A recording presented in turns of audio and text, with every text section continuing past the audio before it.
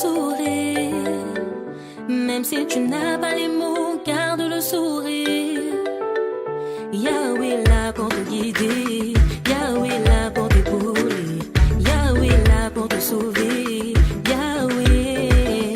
What's up, brothers and sis? J'espère que vous allez bien. Bienvenue sur Flash AVP.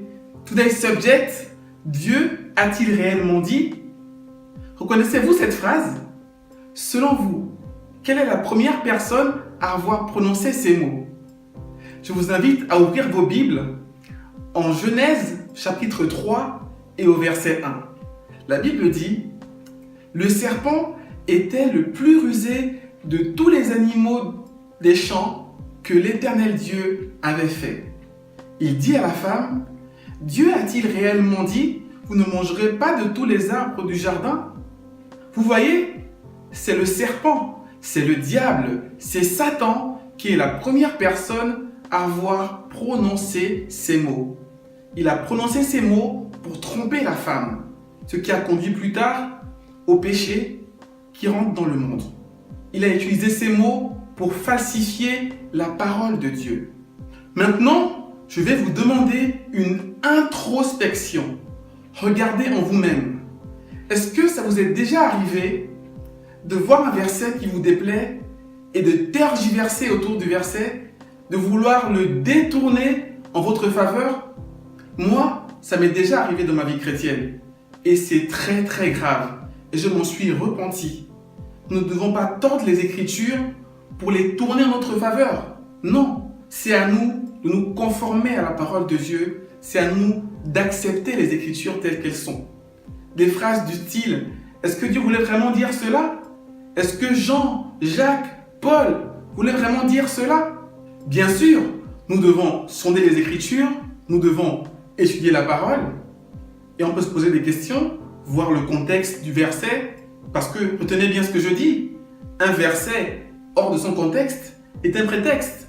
Alors oui, c'est sûr, on a le droit de se poser des questions face aux versets, pour les étudier et pour savoir ce que Dieu veut nous dire par ces versets.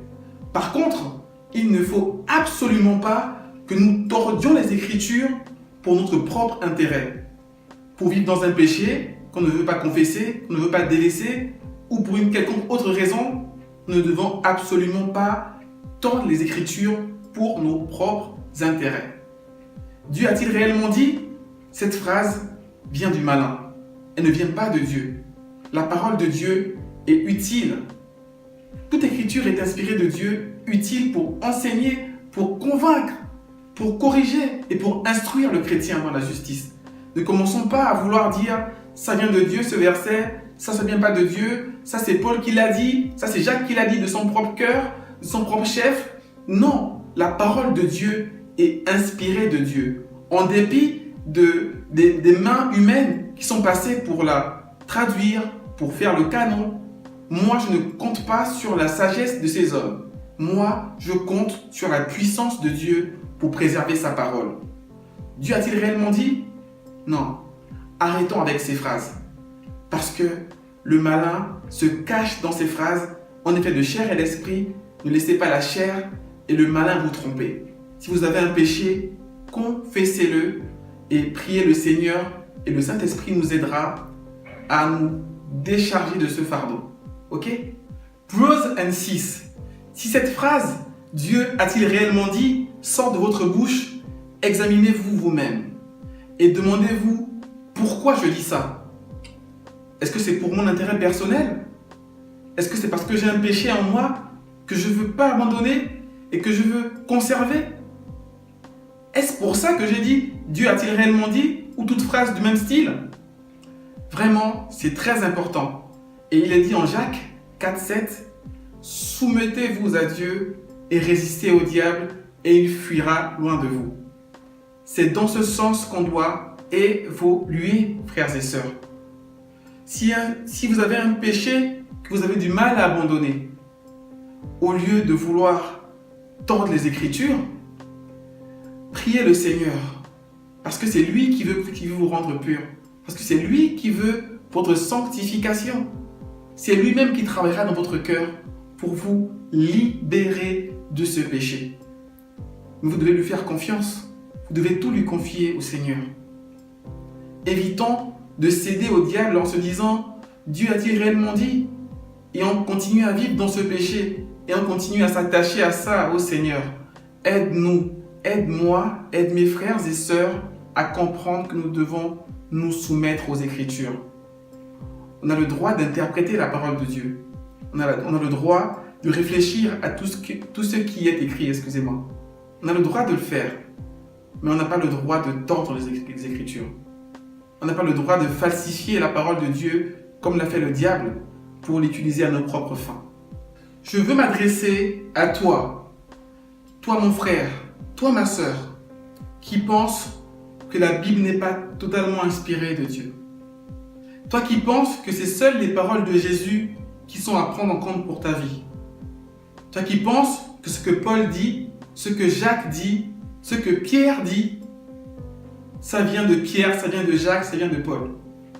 Laisse-moi te dire que si Dieu a permis que ces choses restent dans la parole de Dieu, c'est pour notre croissance.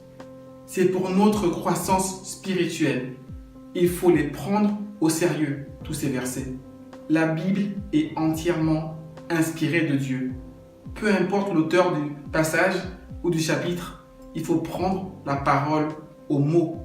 Il faut l'étudier bien sûr, il faut l'examiner, mais il faut croire en la totalité de la parole.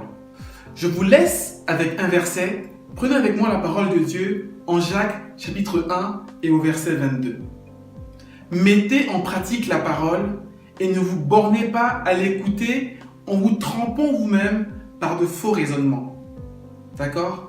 Mettez en pratique la parole et ne vous bornez pas à l'écouter seulement et en vous trompant vous-même par de faux raisonnements. La Bible le dit, Jacques le dit parce qu'il savait qu'il y avait des chrétiens qui devaient vouloir se borner à écouter la parole et aller dans tous les sens. Restons centrés sur la parole et mettons-la en pratique. Et l'Esprit Saint nous aidera à le faire. Je compte sur l'Esprit de Dieu pour qu'il touche vos cœurs, pour qu'il change vos vies. Dieu a-t-il réellement dit? C'est un mot à bannir de votre vocabulaire. La parole de Dieu est fidèle et Dieu ne laissera pas ses enfants se tromper. Si vous voulez être obéissant, si vous voulez obéir à la parole de Dieu, eh bien, Dieu vous aidera à le faire.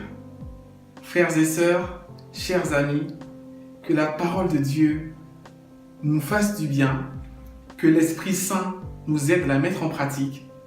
Et franchement, on sera heureux dans notre vie, dans notre marche avec le Seigneur. Que Dieu vous bénisse dans le nom puissant de notre Seigneur et Sauveur Jésus-Christ. Et n'oubliez pas de garder le sourire.